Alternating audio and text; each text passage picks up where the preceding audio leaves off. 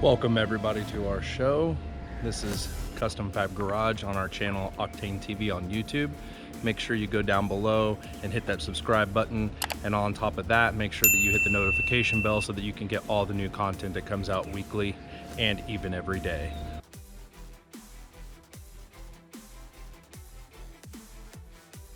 Today we're going to be doing an unboxing, a review, and an install on this Xtrons, I hope I'm saying that correctly, new radio that they've sent to us.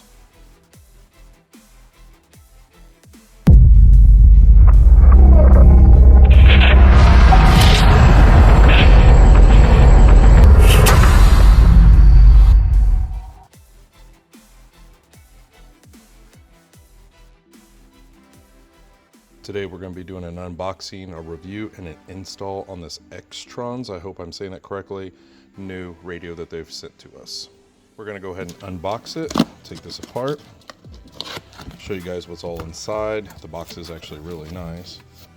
When you take this apart, you're going to take out the styrofoam here, and it comes with a very, very large screen. I think this is a 10-inch.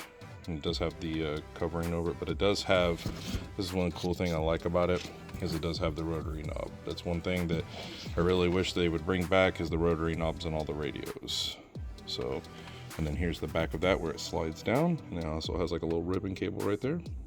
Here is all the other components that come in here. You got your user manual and instruction guides. This would be the actual unit itself. There's the back of it. I'm gonna show you guys what it all looks like.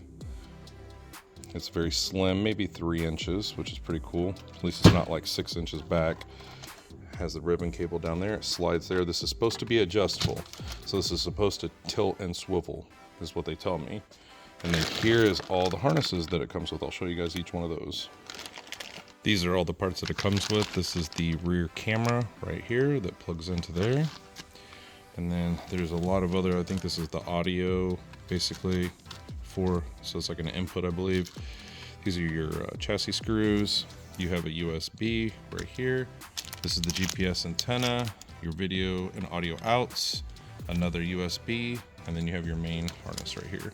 So, and it also comes with brackets as well in case you want to mount it into something that doesn't have a normal mounting bracket, but that's pretty much all the parts it comes with.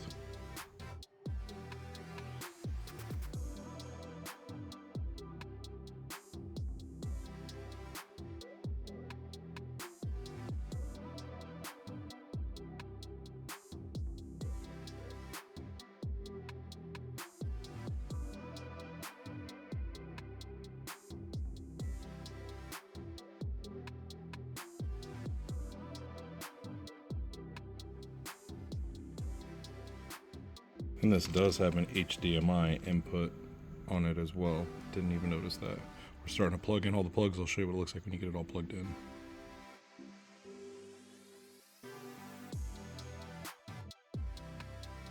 Here's the radio before. We're going to take this out, change all of it, show you guys how to do that.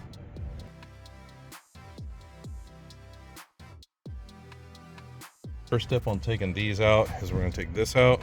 And then we're going to take this out with our plastic pry tool. So we're going to take our plastic pry tool, pull this out, and then pull this out. There's a 7mm and a 7mm behind here. So we're going to do that first. Oh, look at him go. Very nice. Oh, I'm break it. Just be real gentle.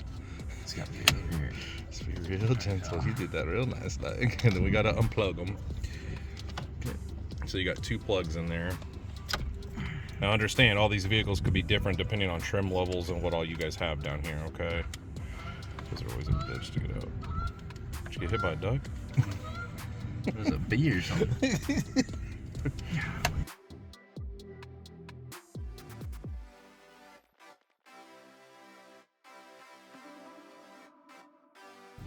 Now we gotta get this one out.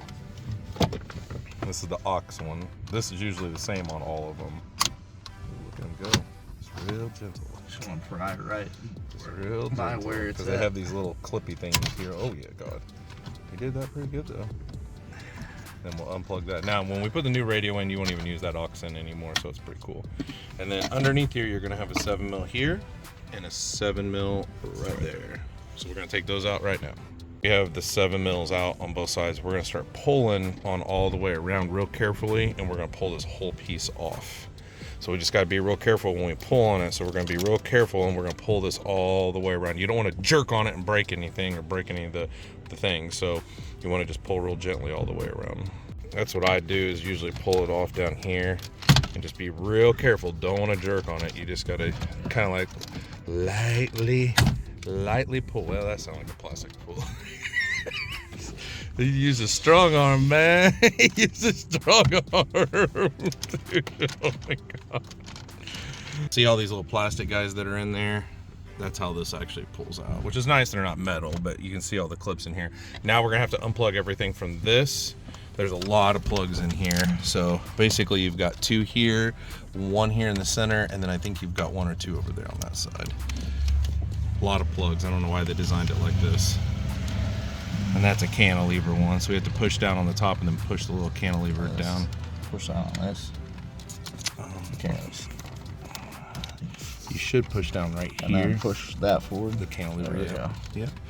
There you go. This one. And then 1 more. And that's it. And then we'll have this whole dash piece off. There's what the back of it looks like, so that way you guys can kind of see how all the plugs work and how all these fasteners work. So just got to be real careful. So we got everything done and unplugged. Now we need to take out the 4 7mm on the radio itself. You got all your discs out? Yeah. Okay. He's got an N-6 disc changer on this one. All right, we got all of them. We got all of them out. The radio, that's a big radio, man. And then we will need to unplug the antenna and 2 plugs right there. Now this is a Chrysler antenna, so it's a little bit tough. You got to grab it by this black part and kind of wiggle it out. You don't want to jerk on it because you will break it. These are the 3 plugs that you will have right here, and then the Chrysler antenna adapter. If you don't have this style, you'll have just a metal one that's the normal Ford one. So luckily I got that part for that. So we'll go ahead and get all this installed.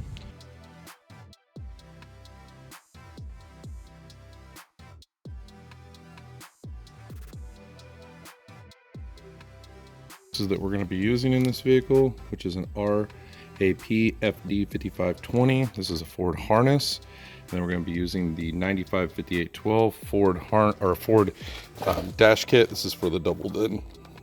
These are the 2 pieces we're going to be using. I think we will also need a Chrysler antenna adapter, but let me check on that. These will require a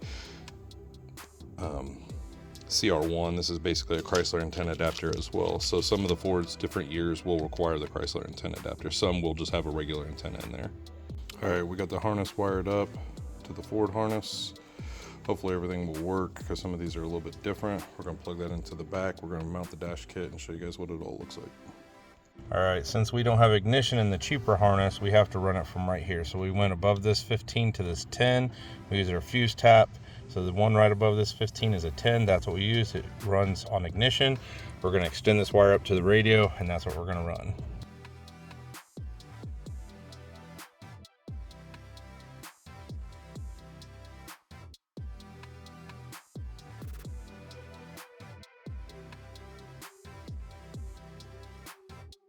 Also, this fuse box is located in the passenger side kick well. Just want to let you guys know that because sometimes it's hard to find in these. It is in the passenger side kick well. So we got it on there. There are spacers. You do have to use the spacers right back here. We did run a new accessory wire up here. We connected into the accessory back here because on the harness it has no accessory on that side. So we got 4 new screws in. We're gonna put the dash on so we can slide the screen over the front of the dash and then put it into here. Come after us. This thing is so nice, man. Look at how nice the screen is and everything. And this is with the sun. This is a sunny day with the glare, and we still have the clear protector on there. The font and everything they use on this is really clean and really nice. And the coolest part about this is it swivels. That is freaking, you could swivel in every direction you want. That is freaking awesome, man. Damn, that is nice, dude. Okay, Dad, I might have to get me one for me. God, this is nice.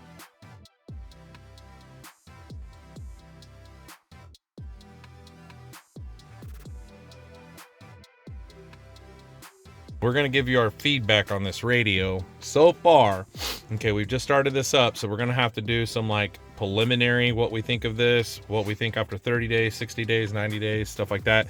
The rotary knob is definitely my favorite. It moves super clean, super easy. It's easy to grab, unlike the up and down, up and down, up and down button. I hate that. So it still does have your normal buttons on the bottom, which is a huge plus, that it's not all touchscreen. But the quality of the screen and the font and everything they use on this is really nice. Like, it does not look cheap at all, which is a lot of the other ones. They look super cheap. The clarity of the screen is not nice. So we're going to try this right now, try to use the wireless Apple CarPlay. We've got the radio working, all that stuff. So we're going to show you guys how this all works. Here's how we figured out you connect. You click over here, look at all the apps that you have. And then you can go over here to Bluetooth, and then you can connect right here. And that's how it connects through everything on there. So we'll see, we'll go back to, oh, crap.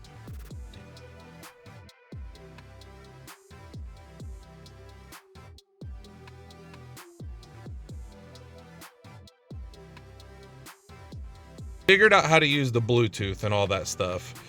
We figured that portion out, so he can Bluetooth from there to there. We need to figure out the Apple CarPlay and Android Auto. I'm praying we don't have to plug it into the USB first to make it work. I'm gonna be mad because we'll have to pull it all back out. But yeah, it looks great. It's looking good, man.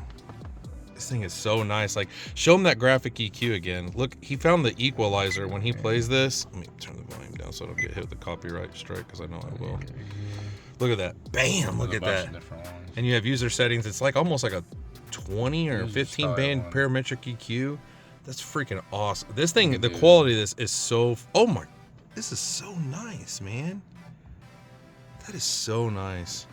Yeah, this is a lot nicer than we anticipated it to be. What the heck? Man, this thing has everything. Yeah, I'm gonna have to get me one of these. I'm gonna be cool too. This is so nice. Okay, so we figured out how to use the Apple CarPlay. So if you go home and you go up here to this CarLink 2.0 and you click on it, that is your Android Auto, Apple CarPlay, but you can't use Bluetooth while you're using this, which is how it is in every other vehicle. So look at how big them icons on and how clean it is. Let's try your maps. Man, this thing is nice. Oh my God, this is so nice, man. Yeah, I was not expecting it to be this nice, but so far the review for me, great. Look how, man, dude, we'd be able to go on trips in style. You can see us from the back seat. I know. Dude, this is so nice. See why the 10 inch is so much better than the 7 and 8 inch? It's just so much bigger. So like, for instance, you're sitting here and you've got people in the back seat right here, they can actually watch what he's doing and the passenger can watch it. So it's actually pretty nice that you have such a big, large screen. And it's not too big in this because it doesn't cover up the buttons here and it doesn't go much above the dash. So it's perfectly sized for this, and it can angle. So if he doesn't want to watch what's going on, he can tilt it towards the passenger and they can watch it, and you can angle it down a little bit to get rid of sun glare, which is pretty awesome. So this is killing.